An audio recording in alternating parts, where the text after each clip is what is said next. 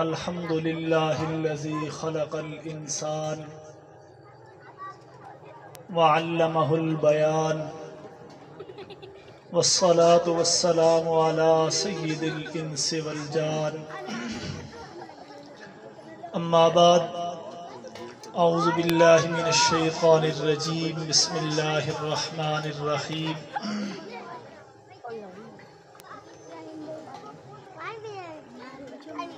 وما ارسلناک الا رحمۃ للعالمین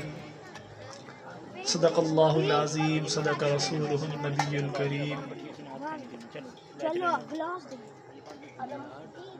سلام اس آقا پر بتلاک ہوں جس نے توڑ دیے، سلام اس آقا پر بتلاک ہوں جس نے توڑ دیے، انسانوں کو دیا پیغام سکون طوفانوں کے رخ موڑ دیے، اس ہادی عالم نے آ کر کیا کیا نہ دیا انسانوں کو، اس ہادی عالم نے آ کر کیا کیا نہ دیا انسانوں کو، دستور دیا منشور دیا کچھ راہیں دیں کچھ موڑ دیے۔ میرے انتہائی واجب الاحترام قابل صد احترام دوستوں، بھائیوں، عزیز نوجوان ساتھیوں، میں سننے کی نیت سے اپنی حاضری لگوانے کے لیے حاضر ہوا تھا۔ اچانک مفتی صاحب نے میرا نام لے دیا۔ مختصر سی گفتگو آپ حضرات کے گوش گزار کر کے اجازت چاہوں گا۔ ہمارے مہمان پہنچ چکے ہیں، کچھ ہی دیر میں وہ سٹیج پر تشریف لائیں گے انشاءاللہ۔ آج کا ہمارا یہ پروگرام مدرسہ عربیہ قادریہ کھیوڑا کے زیر اہتمام ہو رہا ہے۔ اس پروگرام کا عنوان آقا دو جہاں مدنی کریم صلی اللہ علیہ وسلم کی رحمت ہے۔ اللہ رب العزت نے اس کائنات پر رحم کرتے ہوئے اپنے پیارے نبی صلی اللہ علیہ وآلہ وسلم کو دنیا میں بھیجا۔ آپ صلی اللہ علیہ وسلم دنیا میں تشریف لائے۔ آپ کے آنے پر جس وقت آپ کی اس معاشرے میں آنکھ کھلی، جس زمانے جس معاشرے میں آپ تشریف لائے تھے، وہ زمانہ وہ معاشرہ وہ لوگ گناہوں میں لت پت تھے، کٹا ٹوپ اندھیروں میں گم تھے۔ کوئی ایسا گناہ نہیں تھا جو ان لوگوں میں نہ پایا جاتا ہو، کوئی ایسی برائی نہیں تھی جو ان میں نہ پائی جاتی ہو، کوئی ایسی خرافات میں سے کوئی چیز نہیں تھی جو ان میں نہ پائی جاتی ہو۔ ہر گناہ وہ کرتے تھے، ہر برائی وہ کرتے تھے، ہر ظلم وہ کرتے تھے۔ یہی وجہ ہے نبی اکرم صلی اللہ علیہ وسلم نے جب نبوت کا اعلان فرمایا، جو صحابی آپ پر ایمان لاتا، مسلمان ہوتا، صحابیت کی لسٹ میں شامل ہوتا، وہ اپنے ظلم کرتے ہوئے، ظلم کے پہاڑ توڑتے ہوئے اس صحابی کو پھیرنے کے ہزاروں جتن کیا کرتے، ہزاروں کوششیں کیا کرتے، وہ ہزار دفعہ منت سماعت کرتے۔ جب منت سماعت پہ کام نہ چلتا، ظلم و ستم پر اتر آتے۔ کبھی سیدنا عثمان کو کچی کھال میں لپیٹ کی دھونی دیا کرتے، کبھی بلال کو تپتی ریت پہ لٹا دیا جاتا، کبھی خباب کو تپتے انگاروں پہ لٹا دیا جاتا، کبھی سمیہ کے 2 ٹکڑے کر دیے جاتے، کبھی خبیب بن عدی کو پھانسی پہ چڑھا کے ان کے عضو میں سے ایک ایک عضو کو کاٹا جاتا، حتیٰ کہ صحابہ اکرام پر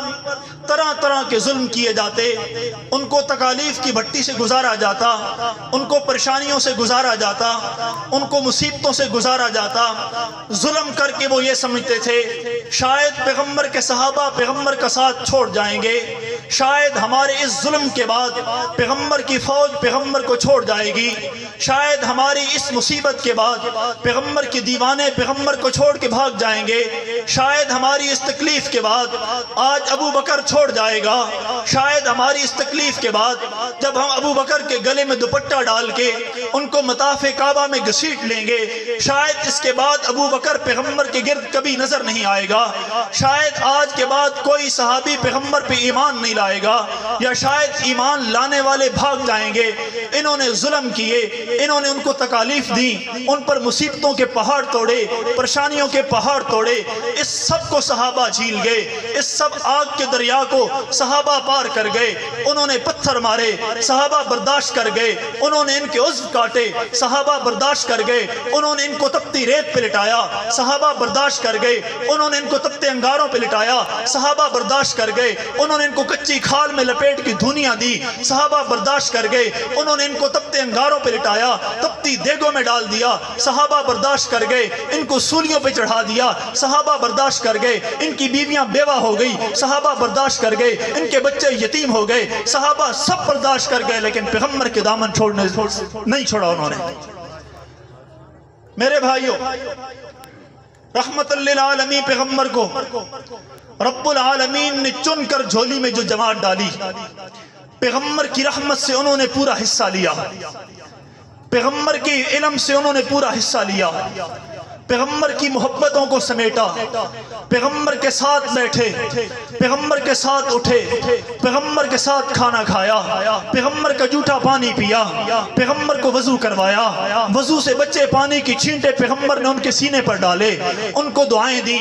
سب کچھ انہوں نے پیغمبر کو کرتے دیکھا، نماز انہوں نے پیغمبر سے سیکھی، روزہ انہوں نے پیغمبر سے سیکھا، زکوٰۃ کا طریقہ انہوں نے پیغمبر سے سیکھا، یہ سب کچھ پیغمبر کے ساتھ سیکھتے رہے، پیغمبر کے شاگرد بنے، پیغمبر کے مرید بنے، پیغمبر کی فوج بنے، پیغمبر کے مقتدی بنے، پیغمبر کے پیچھے پیچھے چلتے رہے، جہاں تک کہ آقا علیہ السلام آگے آگے تھے، یہ ان کے پیچھے پیچھے تھے، اگر آقا علیہ السلام حکم فرما دیتے یہ اس کو بجا لاتے، کفار اس بات کو دیکھتے، برداشت نہ کرتے، ایک کو پکڑتے، کبھی اجتماعی ظلم کرتے، کبھی انفرادی ظلم کرتے۔ میں اس دور سے آج 1400 سال کے بعد آ کے دیکھتا ہوں، آج ایک ایسی جماعت ہے جس پر لوگوں نے تکالیف کے پہاڑ توڑے ہیں، جن کے کارکنوں کو لاپتہ کیا گیا ہے، جن کو جیلوں میں ڈالا گیا ہے، جن کو بلا مقابلہ جن کو پولیس مقابلوں میں شہید کر دیا گیا ہے، جن پر ظلم و ستم کے پہاڑ توڑے گئے، 4 بچوں بہنوں کا ایک بھائی شہید ہوا، 6 بہنوں کا ایک بھائی شہید ہوا، 4 سکے بھائیوں کے جنازے ایک دن میں ایک گھر میں پہنچے۔ میں اس والد سے جا کے پوچھتا ہوں، یار تو اس کو چھوڑ کیوں نہیں دیتا، اس جماعت سے باز کیوں نہیں آ جاتا؟ وہ کہتا ہے میں یہ بتانا چاہتا ہوں، اگر آج 1400 سال کے بعد میں صحابہ کو چھوڑ کے نہیں بھاگتا، پیغمبر کے صحابہ پیغمبر کو چھوڑ کے کیسے بھاگے ہوں گے؟ میرے بھائیوں، آقا کریم صلی اللہ علیہ وسلم نے جب نبوت کا اعلان فرمایا، آپ پر ایمان لانے والے لوگوں پر ظلم کیا گیا، خبیب بن عدی رضی اللہ تعالیٰ عنہ کو مسجد عائشہ کے مقام پر سولی پہ لٹکا دیا گیا، اور مکہ کے لوگوں کو بلایا گیا، مکہ کے لوگوں آؤ ذرا دیکھو، آج پیغمبر کا ایک جانثار، پیغمبر کا ایک سپاہی، پیغمبر کا ایک یار ہمارے ہتھے چڑھ گیا ہے، آج ہم سب باری باری اس پر ظلم کریں گے، آج ظلم کرنے والے اپنی باریاں چینج کریں گے، جس پر ظلم کیا جا رہا ہے وہ ایک ہوگا، وہ تنہا ہوگا، پوری کوشش کریں گے وہ پیغمبر کا دامن چھوڑ دے، پوری کوشش کریں گے وہ ایمان سے باز آ جائے، پوری کوشش کریں گے وہ صحابی نہ رہے۔ یہ سارا کفر اکٹھا ہو گیا، سارا مکہ اکٹھا ہو گیا۔ ان میں ایک شخص تھا سعید بن عامر، یہ بعد میں مسلمان ہوئے، صحابی رسول بنے۔ حضرت عمر کے زمانے میں ایک علاقے کا ان کو گورنر بنا دیا گیا، جس علاقے کے گورنر بنے وہاں سے شکایات آئیں، ایک شکایت یہ بھی آئی، ان کو مرگی کے دورے پڑتے ہیں، یہ بے ہوش ہو جاتے ہیں، جو خود بے ہوش ہو جاتے ہیں وہ ہمارے فیصلے کیسے کریں گے؟ سیدنا عمر نے خط لکھ کے ان کو بلایا کہ آؤ ذرا میرے پاس اپنی شکایات کا جواب دو۔ سعید بن عامر آتے ہیں، سیدنا عمر کی خدمت میں پہنچتے ہیں، عمر سوال کرتے ہیں آپ تو مرگی کے دورے پڑتے ہیں؟ کہتے ہیں نہیں، مجھے مرگی کے دورے تو نہیں پڑتے، پھر آپ بے ہوش کیوں ہو جاتے ہیں؟ کہتے ہیں عمر پھر تفصیل سن میری بات کی۔ ایک وقت وہ تھا جب خبیب بن عدی کو مسجد عائشہ کے مقام پر جہاں حدود حرم ختم ہو رہی ہے وہاں پر خبیب کو ہم نے پھانسی لٹکایا، ہم سب نے اعلان کیا، سارے مکے کا کفر اکٹھا ہوا، میں اس واقعے کا عینی گواہ ہوں، میں اسے دیکھ رہا تھا۔ ہم نے خبیب کے پاؤں کاٹے، ہم نے خبیب کے ہاتھ کاٹے، بازو کاٹے، گھٹنوں تک ٹانگیں کاٹی، جب وہ ٹانگیں کاٹی جا رہی تھی میں اس کو دیکھ رہا تھا، مجھے آج وہ ظلم یاد آتا ہے، میں اس ظلم کو دیکھ کے بے ہوش ہو جاتا ہوں کہ کس قدر خبیب پہ ہم نے ظلم کیا تھا۔ حضور مجھے مرگی کے دورے نہیں پڑتے، مجھے خبیب پر ہونے والے مظالم یاد آتے ہیں، میں ان کی تاب نہیں لا سکتا اور بے ہوش ہو جاتا ہوں۔ پھر مکہ فتح ہوا، بس میں اپنی بات کو ختم کرنے جا رہا ہوں، ہمارے مہمان تشریف لے آئے ہیں۔ پھر مکہ فتح ہوا، جب مکہ فتح ہوا یہ صحابہ کہہ رہے تھے آج وہ دن آ گیا ہے جب خبیب بن عدی کا بدلہ لیا جائے گا،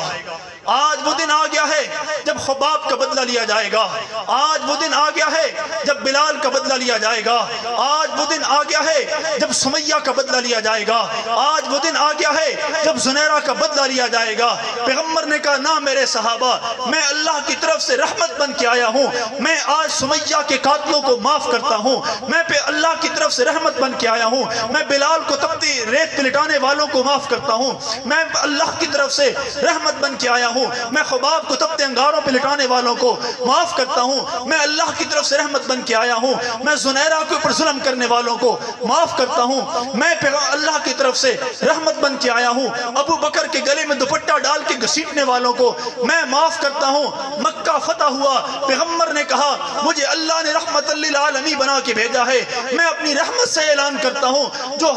مکہ میں آ جائے گا، بیت اللہ میں آ جائے گا، ابو سفیان کے گھر آ جائے گا یا اپنے گھر کا دروازہ بند کر لے گا، میں ان سب کو معاف کرتا ہوں۔ آج کی تقریر، آج کے اس جلسے کا عنوان رحمت للعالمین ہے۔ میرے بھائیوں، آپ صلی اللہ علیہ وسلم کی رحمت سے اللہ ہمیں حصہ عطا فرمائے۔ آج بھائی بھائی سے ناراض ہے، بھائی بہن سے ناراض ہے، بھائی بہن سے، بہن بھائی سے ناراض ہے، چھوٹی چھوٹی باتوں پر ہم رحمت والے پیغمبر کا کلمہ پڑھنے والے لوگ ہیں۔ آئیں اپنے پیغمبر کی رحمت للعالمین کے صدقے ہم اپنے بھائیوں کو معاف کریں، اپنی بہنوں کو معاف کریں، عزیز و اقربا کو معاف کریں۔ جو شخص رشتہ داری کو توڑتا ہے اللہ اس کی دعا بھی قبول نہیں فرماتے ہیں۔ آج اس معاشرے، اس زمانے میں جب یہ کانفرنس ہو رہی ہے، یہ وقت کی عین ضرورت ہے کہ رسول اللہ صلی اللہ علیہ وسلم کی سیرت کو، آپ کی مقدس جماعت کی سیرت کو لوگوں کے سامنے بیان کیا جائے، لوگوں کو بتایا جائے ابو بکر کون ہے، عمر کون ہے، عثمان کون ہے، علی کون ہے، حسن و حسین کون ہیں، معاویہ کون ہیں، طلحہ کون ہیں، سعد کون ہیں، سعید کون ہیں۔ پیغمبر کے 1,24,000 صحابہ کا تعارف کروایا جائے۔ اگر خود گلی گلی، کوچے کوچے، چوراہے چوراہے یہ تعارف پیش نہیں کر سکتے تو جو لوگ یہ کام کر رہے ہیں ان کے دستے بازو بنے۔ اللہ تعالیٰ میرا اور آپ کا حامی و ناصر ہو۔ وآخر دعوانا الحمدللہ۔